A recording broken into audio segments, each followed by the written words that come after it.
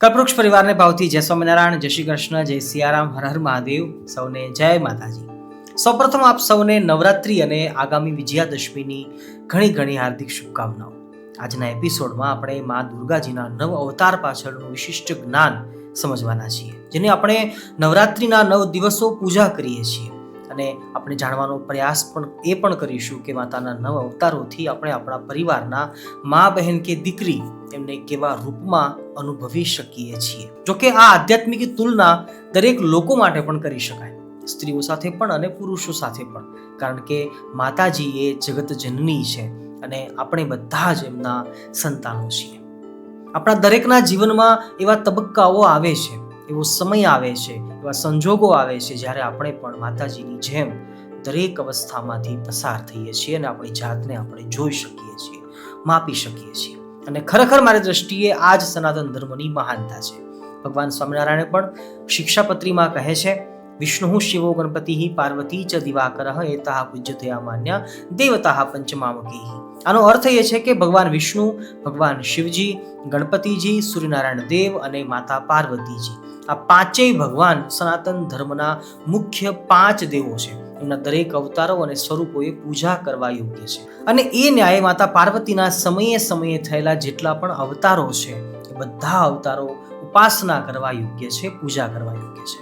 શાક્ત સંપ્રદાયમાં મા દુર્ગાને નિરાકાર બ્રહ્મનું સગુણ સ્વરૂપ માનવામાં આવે છે અને કદાચ આ વિશ્વનો એકમાત્ર સંપ્રદાય છે જ્યાં બ્રહ્માંડની ઉત્પત્તિની પાછળ સ્ત્રી રૂપી શક્તિને માનવામાં આવે છે. દુર્ગાજીની પૂજાનો ઇતિહાસ ખૂબ જ પ્રાચીન છે.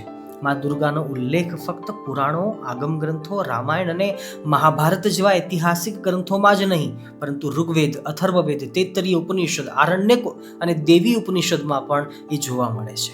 પરંતુ આજના એપિસોડમાં ચાલો એ જાણીએ કે માતાજીના નવરાત્રિના 9 અવતાર પાછળનું રહસ્ય શું છે.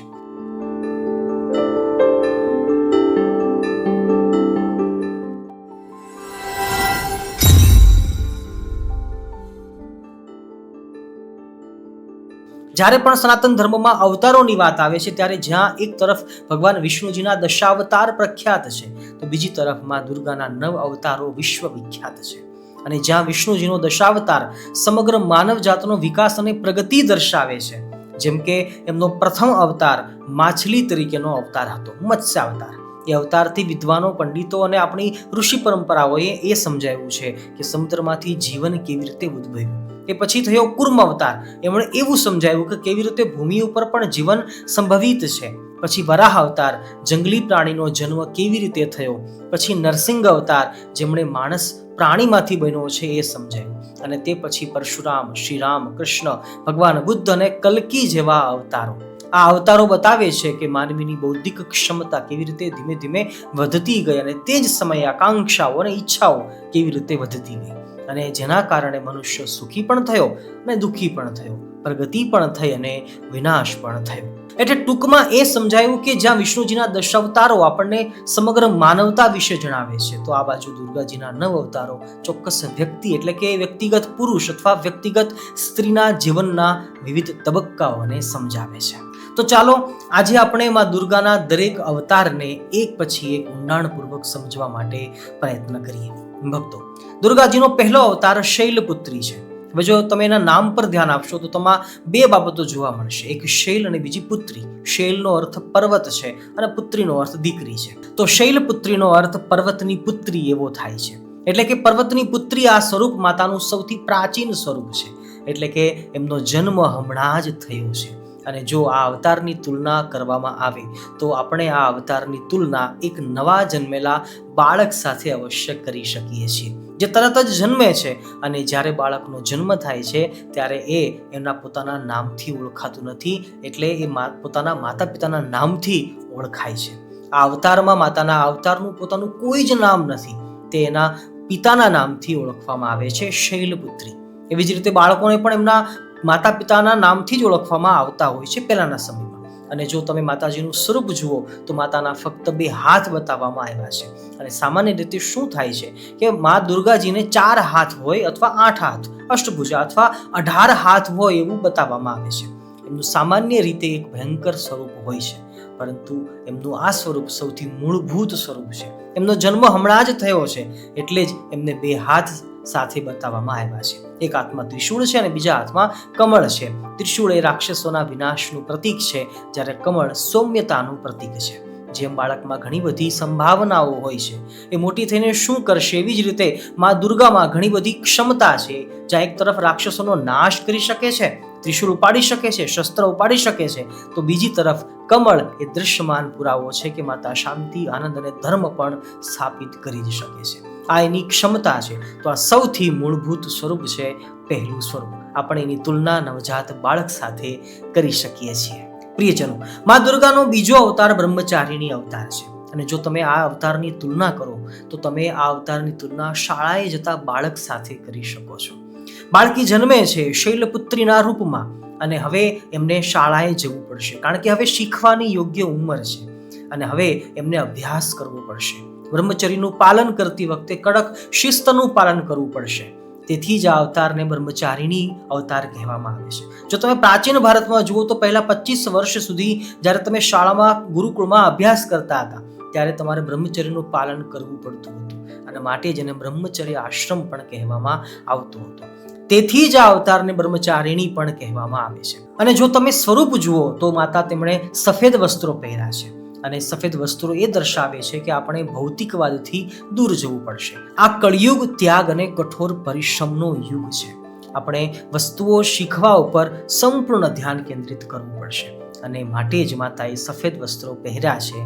અને બંને હાથમાં, જેમાં એકમાં કમંડળ છે અને બીજા હાથમાં માળા છે, આ એમનું તપસ્વી સ્વરૂપ છે, જેનો અર્થ છે કે આ સ્વરૂપ ત્યાગ અને તપસ્યાનું સ્વરૂપ છે. તમારા જીવનને ઉત્તમ બનાવવા માટે તમારે પહેલા 25 વર્ષમાં સખત મહેનત કરવી પડશે. તમારે સાંસારિક વિક્ષેપોથી દૂર જવું પડશે, અને દરેક વિદ્યાર્થીએ આ કરવું જ પડશે જો તે ખરેખર જીવનમાં કંઈક સારું કરવા માંગે છે અને કોઈ સારી દિશામાં આગળ વધવા માંગે છે તો.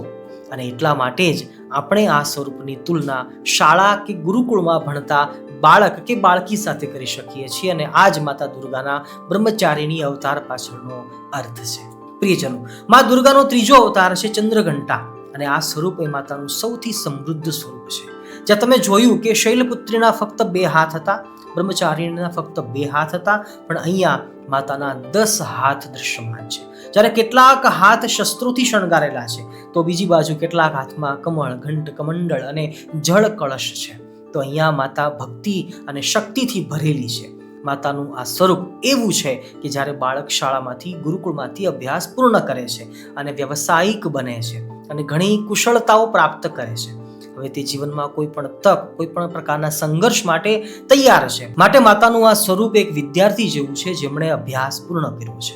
જેમ માતાએ બ્રહ્મચારીણીના રૂપમાં તપસ્યા કરી હતી, એમણે બલિદાન આપ્યું, અને તે પછી માતાજીએ ઘણા ક્ષેત્રોનું જ્ઞાન પ્રાપ્ત કર્યું, અને પછી માતાના કપાળ ઉપર ત્રીજું નેત્ર પણ ખુલી ગયું, જે એ હકીકતનું પ્રતીક છે કે માતા દરેક પ્રકારની પરિસ્થિતિ માટે તૈયાર છે. એ જાગૃત છે. જો દુશ્મનો આવે છે તો એમને પણ દબાવી દેશે, જરૂર પડે ધર્મ સ્થાપિત પણ કરશે. માટે જે રીતે એક વિદ્યાર્થી પોતાના જીવન માટે સંપૂર્ણ તૈયાર થાય છે, ઘણી કુશળતાઓ એકત્રિત કરે છે, આ માતાનું સ્વરૂપ આ તબક્કાનું પ્રતિનિધિત્વ કરે છે. મા દુર્ગાનો ચોથો અવતાર કુષ્માંડા છે. અને જો તમે કુષ્માંડા નામને ધ્યાનથી જુઓ છો તો કુનો અર્થ નાનો, અને ઉષ્માનો અર્થ ઉર્જા અથવા ગરમી, અને અંડ એનો અર્થ થાય છે ઈંડું. તો માતાનું આ સ્વરૂપ એક કોસ્મિક એગનું સ્વરૂપ છે, અને એવું માનવામાં આવે છે કે જ્યારે કંઈ નહોતું ત્યારે માતાએ આ સ્વરૂપમાં બ્રહ્માંડની રચના કરી હતી. તેથી આપણે આ સ્વરૂપની તુલના કરી શકીએ છીએ ગર્ભવતી સ્ત્રી સાથે. એટલે કે જેમ માતા કુષ્માંડાએ બ્રહ્માંડનું સર્જન કર્યું હતું, એવી જ રીતે હવે ગર્ભવતી સ્ત્રી પણ એક નવું જીવન બનાવવા જઈ રહી છે.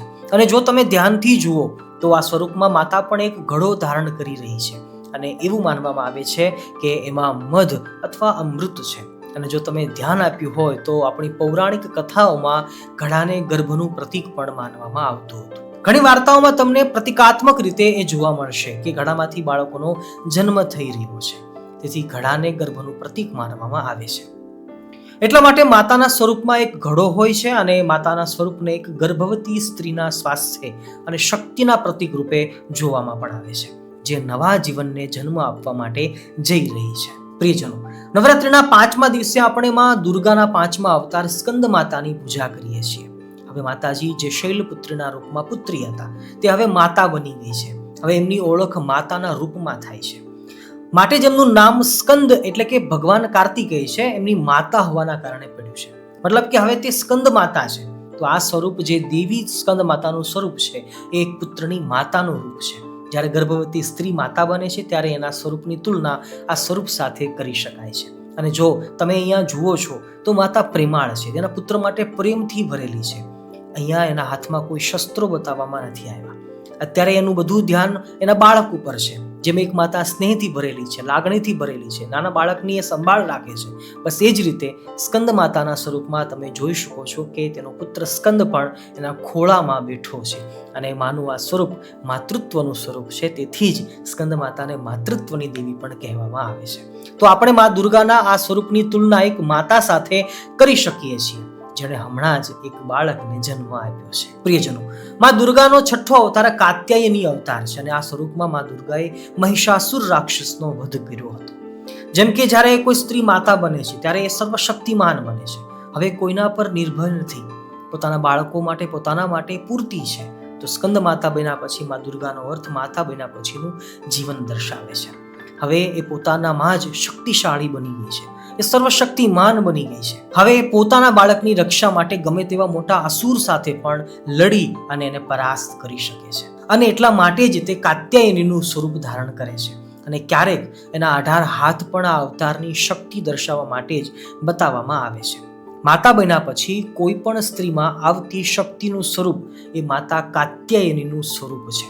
આ રૂપ મા દુર્ગાનું શક્તિ સ્વરૂપ છે, માટે જ આ સ્વરૂપને શક્તિની દેવી પણ કહેવામાં આવે છે. પ્રિયજનો, દુર્ગાનો 7મો અવતાર માતા કાળરાત્રિ અવતાર છે, જેને આપણે મહાકાલી પણ કહીએ છીએ. અને જો તમે કાળરાત્રિનો અર્થ જુઓ છો તો આપણને 2 પ્રકારના અર્થ જોવા મળે છે. એક કાળરાત્રિનો અર્થ થાય છે કાળી રાત જેવી, અને બીજી કાળરાત્રિનો અર્થ થાય છે જે કાળ એટલે કે સમયને પણ ગળી જાય છે. તો માતાનું આ સ્વરૂપ મહાવિનાશનું રૂપ છે. એટલે કે જો તમે અહીંયા અંધકારમાંથી અર્થ કાઢવાનો પ્રયાસ કરો તો અંધકારનો અર્થ થાય છે વિશ્વનો વિનાશ થઈ ગયો. જ્યાં કાળ આખા બ્રહ્માંડને ખાઈ રહ્યો છે ત્યાં કાળી માતા કાળને ખાઈ રહી છે. તો માતા દુર્ગાનું આ સ્વરૂપ ખૂબ જ ક્રોધી અને ઉગ્ર છે. આ સ્વરૂપમાં મા દુર્ગાએ પોતાની ધીરજ ગુમાવી દીધી છે. અને આ જ સ્વરૂપમાં એમણે રક્તબીજ રાક્ષસનું લોહી પી અને રક્તબીજનો વધ કર્યો હતો. અને એમના ક્રોધની મર્યાદા બધી જાણીતી સીમાઓને વટાવી ગઈ હતી. એમના પતિ શિવજીને પોતે એમની સંભાળ રાખવા માટે આવવું પડ્યું હતું. તો આ રૂપ માતા દુર્ગાનું ખૂબ જ ઉગ્ર સ્વરૂપ છે, જે દર્શાવે છે કે જ્યાં એક સ્ત્રી પોતાના પ્રેમથી નવું જીવન બનાવી શકે છે, તે બ્રહ્માંડનું નિર્માણ કરી શકે છે. જ્યારે સમય આવે છે ત્યારે ધર્મની સ્થાપના કરવા માટે, જીવોને ભસ્મીભૂત કરવા માટે રૌદ્ર રૂપ પણ ધારણ કરી શકે છે. જ્યારે બ્રહ્માંડનું નિર્માણ થઈ શકે છે તો બ્રહ્માંડનો વિનાશ પણ થઈ જ શકે છે. માટે જ્યાં સ્ત્રી બાળકને જન્મ આપી શકે છે ત્યાં બીજી તરફ જો જરૂરી હોય તો એ જીવ પણ લઈ શકે છે.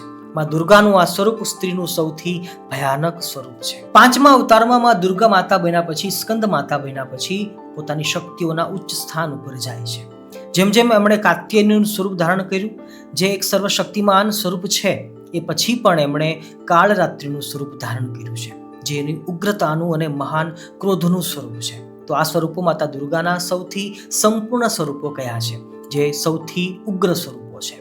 સપ્તમી, અષ્ટમી, નવમીનું એક ખૂબ જ મહત્વ છે, પરંતુ જ્યાં કાત્યાયની અને કાળરાત્રિના રૂપમાં મા દુર્ગાએ પોતાની ઉગ્રતાની પરાકાષ્ઠાને દર્શાવી હતી, ત્યાં એમણે એમ પણ કહ્યું હતું કે શાંતિ, સુંદરતા અને સૌમ્યતાની પરાકાષ્ઠા સુધી પણ એ જઈ શકે છે. તો મા દુર્ગાનો 8મો અવતાર મહાગૌરીનો અવતાર છે.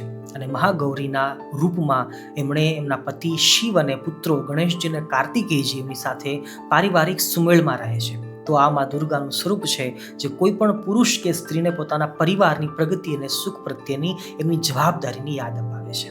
મા દુર્ગાનું આ સ્વરૂપ પ્રેમથી ભરેલું છે અને પારિવારિક એકતાને દર્શાવે છે. અને હવે છેલ્લે માતાજીના અંતિમ સ્વરૂપની ચર્ચા કરીએ. મા દુર્ગાનું છેલ્લું સ્વરૂપ, 9મું સ્વરૂપ સિદ્ધિદાત્રીનું સ્વરૂપ છે. અને આપણે મા દુર્ગાના આ સ્વરૂપની તુલના એક એવી સ્ત્રી સાથે કરી શકીએ છીએ જેને જીવનના તમામ અનુભવોનું જ્ઞાન મળ્યું છે. અને હવે આ જ્ઞાનનો ઉપયોગ કરીને એ આવનારી પેઢીને તૈયાર કરી શકે છે, પેઢીઓને ધર્મના માર્ગ પર દોરી જશે. એટલે કે મા દુર્ગાનું આ સ્વરૂપ બ્રહ્માંડમાં બધું જ જાણે છે. બ્રહ્માંડ પર જેમણે વિજય મેળવ્યો છે, હવે એમના માટે કંઈ પણ અપ્રાપ્ય નથી. જો એમના ભક્તો એમની પાસેથી કંઈ પણ માંગે છે પછી ભલે કદાચ એ સાંસારિક સુખ હોય કે પરલોકનું સુખ હોય, એ બધું જ પૂર્ણ કરવા માટે સક્ષમ છે. જેમ આપણી દાદીઓ એમના પૌત્રો માટે કંઈ પણ કરી શકે છે, તેઓ ગમે તેટલું કરે એ એમના માટે ઓછું જ લાગે છે. બસ એવી જ રીતે મા દુર્ગાનું આ સ્વરૂપ છે, સિદ્ધિદાત્રી સ્વરૂપે છે, જે ભક્તો ઉપર અનંત આશીર્વાદ વરસાવે છે. આ મા દુર્ગાનું પરમ સંપૂર્ણ, અનંત, અમર્યાદિત અને દયાળુ સ્વરૂપ છે. પ્રિયજનો, મને આશા છે કે તમે આપણા જીવનના વિવિધ તબક્કાઓના સંદર્ભમાં મા દુર્ગાના નવ અવતારોનો અર્થ સમજી ગયા હશો. આગામી આ નવરાત્રિએ આપણે સૌ પણ માતાજીનું આવી રીતે મહિમા સમજી નવે નવ અવતારોની પૂજા અને ઉપાસના કરીએ તો સાચા અર્થમાં આપણી નવરાત્રિ છે એ સફળ ગણાશે અને સાર્થક ગણાશે. ફરીવાર નવરાત્રિની શુભકામનાઓ સાથે, વિજયાદશમીની શુભકામનાઓ સાથે કલ્પવૃક્ષ પરિવારને ભાવથી જય માતાજી.